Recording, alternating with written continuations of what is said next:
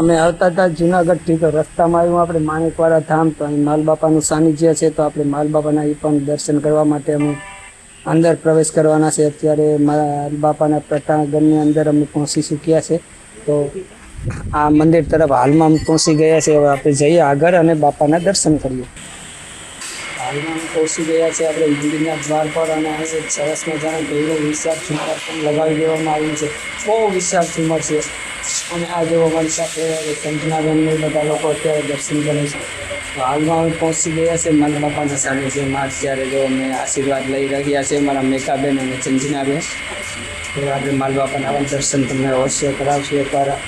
જોવા અહીંયા દેખાય છે માલબાપાનું સાનિધ્ય આવેલું છે, માલબાપા બિરાજમાન.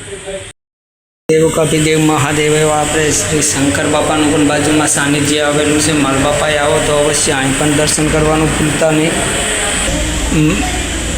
મહાદેવના દર્શન પણ અત્યારે અમારી સંજનાબેન અને મેઘાબેન દર્શન કરે છે અને દાદાના આશીર્વાદ લે છે. તો આપણે દાદાના આશીર્વાદ લીધા અને દાદાએ ઘણું બધું આપે.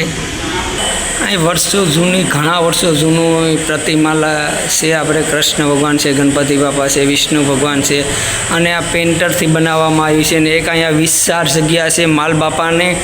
એટલે તમે જુનાગઢ જતા હોય તો રસ્તામાં અવશ્ય એકવાર માલબાપાના સાનિધ્યમાં આવો અને દાદાના દર્શન કરો અને દાદાના આશીર્વાદ લ્યો. કેમ કે દૂર દૂરથી અહીંયા શ્રદ્ધાળુ લોકો, બધા લોકો આવે છે અહીંયા દાદાના આશીર્વાદ લેવા. અને કોઈ પણ તમારે ગમે એ માનતા કરો તો એ તમને સફળ થાય. કેમ કે દાદાનું જોરદાર અહીંયા ખાસ છે. એટલે અવશ્ય એકવાર પધારજો માલબાપાના સાનિધ્યમાં. તો ક્યાં લગીને બધાને જય માતાજી, જય દેવલમાં. ને આવા જ વિડીયો જોવા માટે અમારી ચેનલને લાઈક, શેર અને સબસ્ક્રાઈબ કરજો.